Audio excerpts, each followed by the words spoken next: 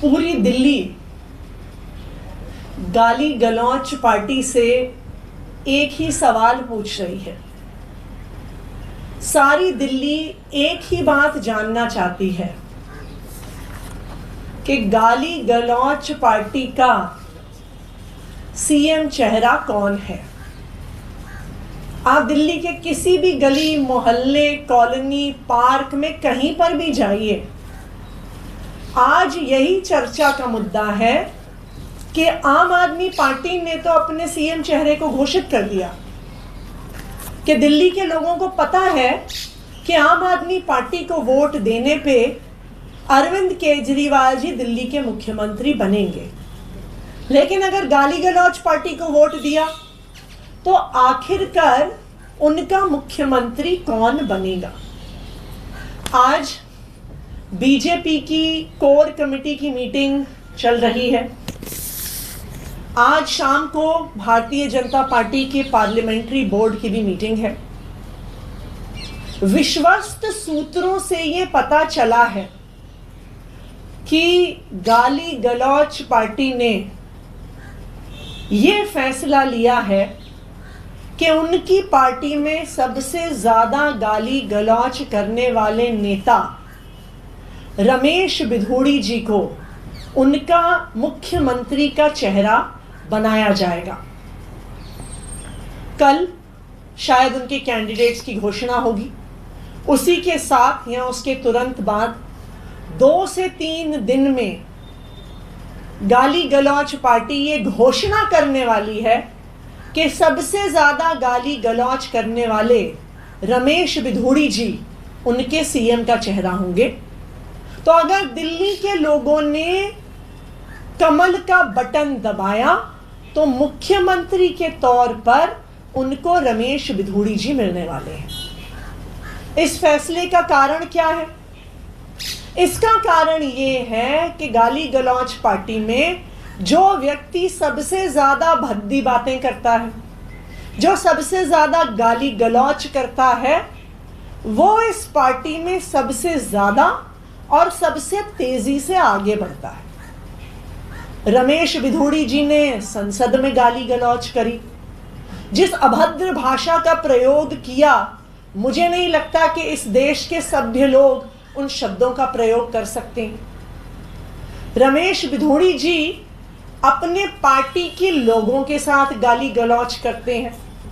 सब जानते हैं कि अपनी ही पार्टी के पूर्वांचली नेताओं को गाली गलौच करके उनके साथ मार पिटाई करके उनको सड़कों पर रमेश बिधूड़ी जी ने भगाया था। सब जानते हैं कि कुछ ही दिन पहले रमेश बिधूड़ी जी ने प्रियंका गांधी जी के बारे में अभद्र भाषा का प्रयोग किया, उनके साथ गाली गलौच की। उसके अगले दिन रमेश बिधूड़ी जी ने मेरे और मेरे परिवार के साथ गाली गलौच की। तो इस गाली गलौच का रमेश बिधूड़ी जी को ये इनाम मिल रहा है कि उनकी पार्टी उनको सीएम चेहरे के रूप में घोषित करने जा रही है। विश्वस्त सूत्रों से पता चला है कि आज सीईसी की बैठक में फैसला हो चुका है और आज शाम की इनकी पार्टी की पार्लियामेंट्री बोर्ड की मीटिंग में उस पर मोहर लग जाएगी। तो अब दिल्ली के लोगों के सामने 2 ऑप्शंस हैं। एक तरफ अरविंद केजरीवाल जी हैं, आईआईटी खड़गपुर से पढ़े हुए इंजीनियर, आईआरएस ऑफिसर रहे, इनकम टैक्स कमिश्नर रहे, दिल्ली में 24 घंटे बिजली देने वाले, घर घर पानी पहुंचाने वाले, सरकारी स्कूल को प्राइवेट स्कूल से बेहतर करने वाले, फ्री इलाज देने वाले, बुजुर्गों को तीर्थ यात्रा करवाने वाले, महिलाओं को फ्री बस यात्रा करवाने वाले अरविंद केजरीवाल जी, और दूसरी तरफ गाली गलौच करने वाले, अभद्र भाषा का इस्तेमाल करने वाले, महिलाओं पे अभद्र टिप्पणियां करने वाले रमेश बिधूड़ी जी। तो अंतर बिल्कुल साफ है कि आम आदमी पार्टी के पढ़े लिखे नेता अरविंद केजरीवाल जी और दूसरी तरफ गाली गलौज पार्टी के गाली गलौज करने वाले नेता रमेश बिपुड़ी जी। अब ये दोनों ऑप्शन दिल्ली के लोगों के सामने है और मुझे पूरा भरोसा है कि दिल्ली के लोग काम करने वाले पढ़े लिखे मुख्यमंत्री को ही पसंद करेंगे।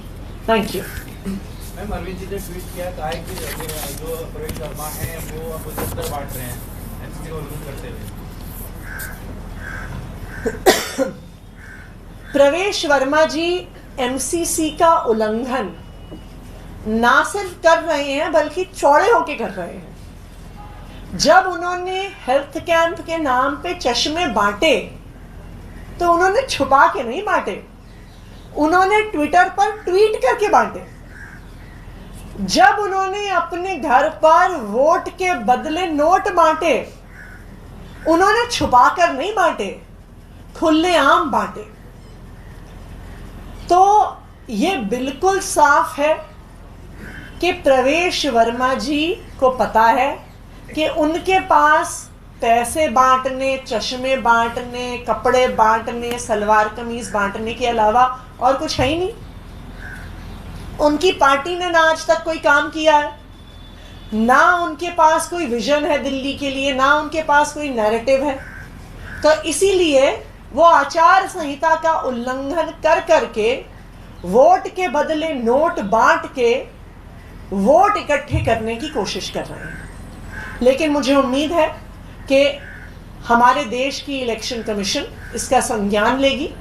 कल हम इलेक्शन कमीशन से मीटिंग भी करके आए हैं और उन्होंने हमें आश्वासन दिया है कि किसी भी प्रकार के आचार संहिता के उल्लंघन पर सख्त से सख्त कार्रवाई जरूर होगी।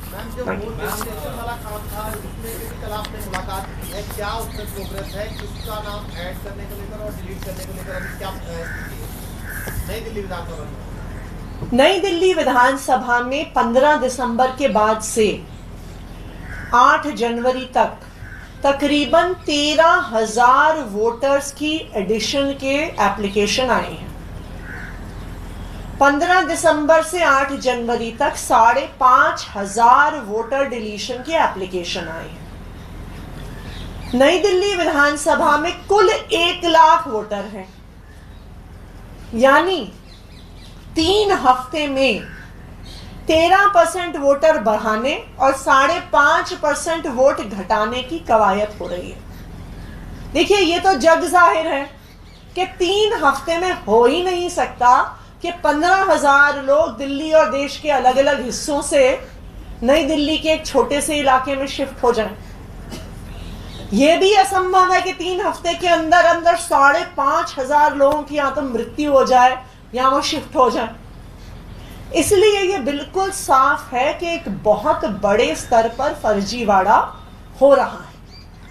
इसीलिए हम इलेक्शन कमीशन से मिले भी और इलेक्शन कमीशन ने हमें आश्वासन दिया है कि किसी भी तरह से गलत वोट जोड़े नहीं जाएंगे और गलत तरीके से वोट काटे नहीं जाएंगे। Thank you.